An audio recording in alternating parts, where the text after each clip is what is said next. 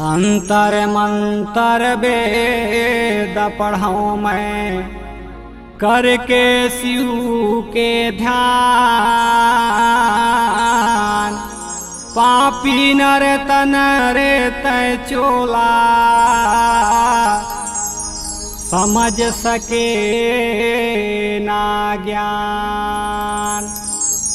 मुसटे मुसवा भूखन मरत है नंदिया बहे अग्नि के धार। बन जंगल मुड़ धर के रोवे अब को न बचा ही प्राण।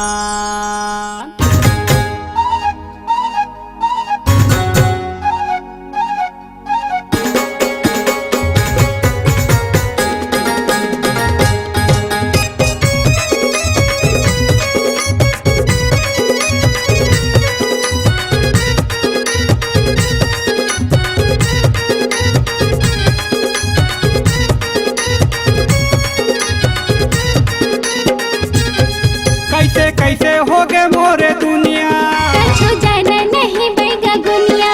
देखो देखो जी कल जुग आगे छीन छीन मकाल समागे। भोरे जंगल के भलुआ डर थे कलुआ बेंदा के सेवा करथे। कौआ कोयली के बानी बोले बोले बोले सुन लेवो सबो प्राणी मैं अगम जानी रे। अरे गिधवा के डेनाला पर गे लगवा बैठ के तेल लगावे बगवा। सुना सुना जी ज्ञानी अमृत बानी गंगा धार बहावत पानी गा।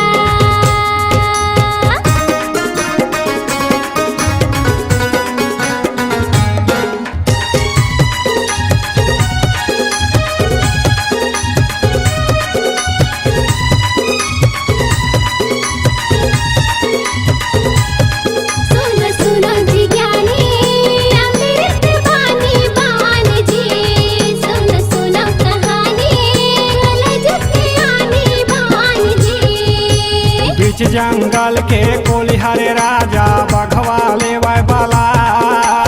आगे धर के जा रे बघवा सागर देवी चला। घोर कलयुगे ये तो घोर कलयुगे।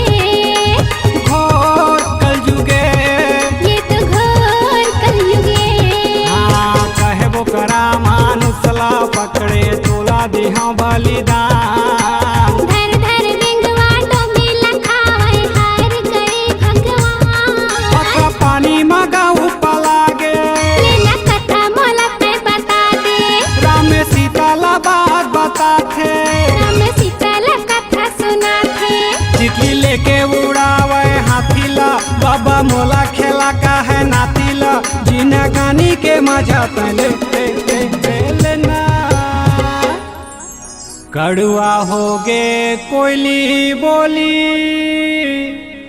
मोरे छाती फाटे रे।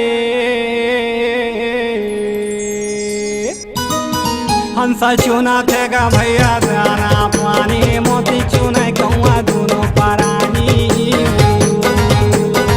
जगह जगह ममिकरा जाल बनावे चित्ता फंसा के मन भर खावे जी।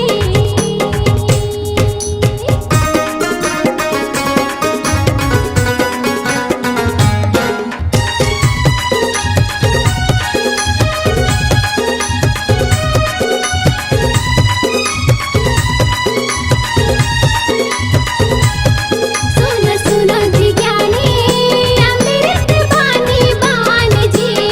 सुनो सुनो कहानी ललज ज्ञानी बान जी। डुग डुग डुगी बात सुनावे सुन संगी मोरे तबला। अबला बकरी बन गे लबरी काज करत है लबरा।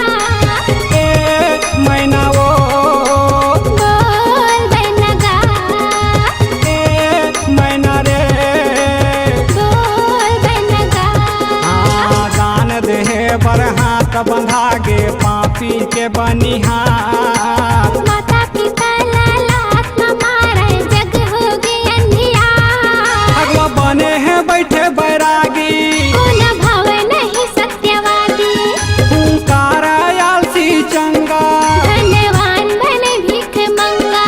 कौरे रेंगा थे घाम मछरी मन के ऊपर नहावे बचरी। ऐसे कैसे होवा थे बता लेना। चाटी का है छाती ठोके अब परलय हो ही रे। बुद्धिमान लपील चे मुहा के दारू चढ़े पहाड़ लागे उतारू।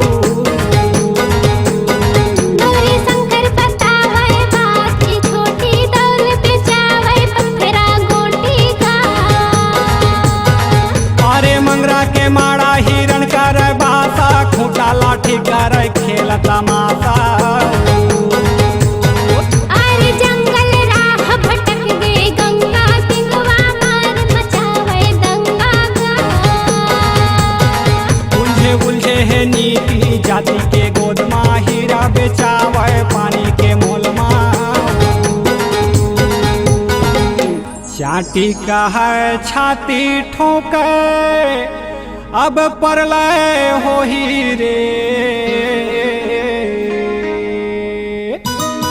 बुद्धिमान लपील चे मुहा के दारू चढ़े पहाड़ लागे उतारू। गौरी शंकर बतावे बात की छोटी दौल पे जावे पत्थरा गोटी का।